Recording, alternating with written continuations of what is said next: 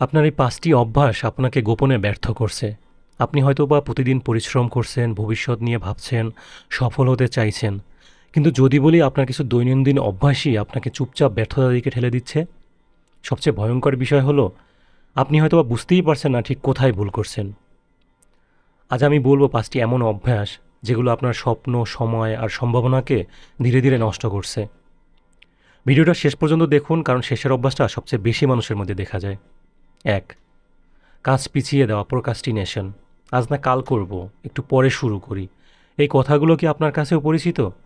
প্রতিদিন একটু, একটু করে কাজ পিছিয়ে দিতে, দিতে একসময় সুযোগও পিছিয়ে যায়। মনে রাখবেন আপনি যখন কাজ ফেলে রাখছেন তখন আপনার স্বপ্নও আপনাকে ফেলে রাখছে। সফল মানুষ পারফেক্ট সময়ের অপেক্ষা করে না। তারা ইমপারফেক্ট অবস্থাতেই শুরু করে। ২.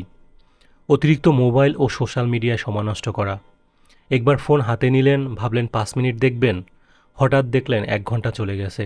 সময় চলে যাচ্ছে কিন্তু জীবন এগোচ্ছে না। একটা প্রশ্ন করুন নিজেকে, আপনি কি ফোন ব্যবহার করছেন নাকি ফোন আপনাকে ব্যবহার করছে? প্রতিদিন ২-৩ ঘন্টা অযথা স্ক্রল করলে বছরে কত সময় হারাচ্ছেন একবার হিসাব করে দেখুন। ৩. নিজের উপর বিশ্বাস না রাখা। আমার দ্বারা হবে না, আমি অন্যদের মতো না, এই ধরনের চিন্তা ধীরে ধীরে আপনার ভেতরের শক্তিটাকে মেরে ফেলে। সবচেয়ে বড় পার্থক্য হলো চেষ্টা করার আগেই হেরে যাওয়া।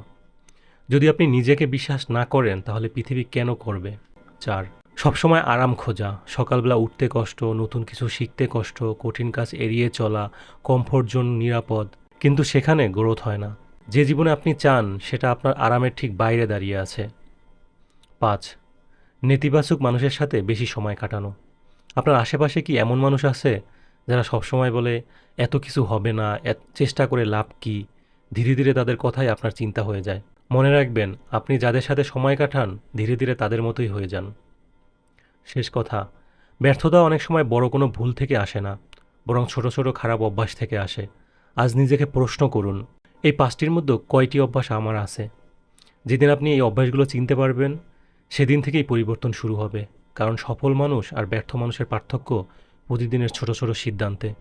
আজ থেকেই বদলান, না হলে এই অভ্যাসগুলো আপনাকে গোপনেই পিছিয়ে রাখবে।